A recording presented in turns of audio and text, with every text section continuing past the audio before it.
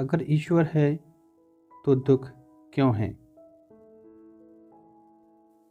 अगर ईश्वर है तो यह दुनिया इतनी दुखी क्यों है? अगर वह देखता है तो चुप क्यों रहता है? और अगर वह चुप है तो हम उसे पुकारते क्यों नहीं? आज हम किसी धर्म की बात नहीं करेंगे। आज हम मनुष्य की पीड़ा की बात करेंगे। यह सवाल किसी नास्तिक की बहस नहीं है। यह सवाल उस आस्तिक की थकी हुई आवाज़ है जिसने बहुत देर तक प्रतीक्षा की है।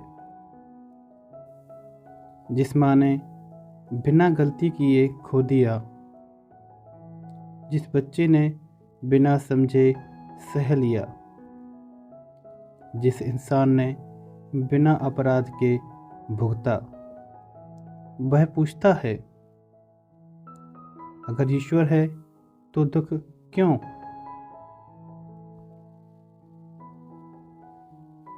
हम ईश्वर को अक्सर एक ऐसे शासक की तरह सोचते हैं जो ऊपर बैठा है और नीचे की हर घटना अपने हाथ से चला रहा है। अगर ऐसा होता तो वह संसार जीवन नहीं, एक कठपुतली नाटक होता, जहाँ न गलती होती, न सीख होती, न संघर्ष होता और ना ही मनुष्य होता। ईश्वर ने मनुष्य को सबसे खतरनाक चीज दी है, वह है स्वतंत्रता। सोचने की, चुनने की, गलत होने की स्वतंत्रता। और जहाँ चुनाव है वहाँ परिणाम भी है। दुख ईश्वर की क्रूरता नहीं, मनुष्य की स्वतंत्रता की कीमत है। दुख कोई सजा नहीं है, दुख चेतना की गहराई है। पत्थर नहीं टूटता भीतर से, पेड़ नहीं तड़पता प्रश्नों में, क्योंकि वे जानते नहीं। मनुष्य दुखी होता है क्योंकि वह पूछता है क्यों,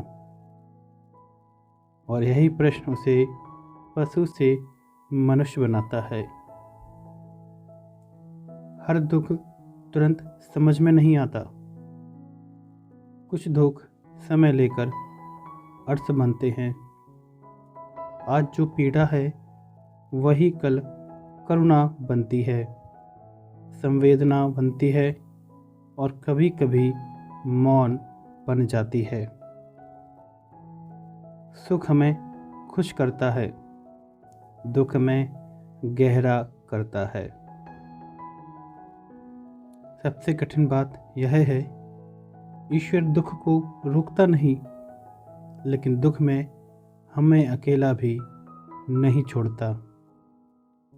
वह आंसू नहीं पहुंचता, पर आंसू को व्यर्थ भी नहीं जाने देता।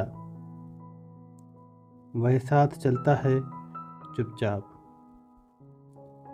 शायद प्रश्न यह नहीं है कि अगर ईश्वर है तो दुख क्यों है। शायद प्रश्न यह है कि दुख के बीच मैं क्या बन रहा हूँ। क्योंकि हो सकता है ईश्वर का उद्देश्य हमें सुखी बनाना नहीं, जागरूक बनाना हो।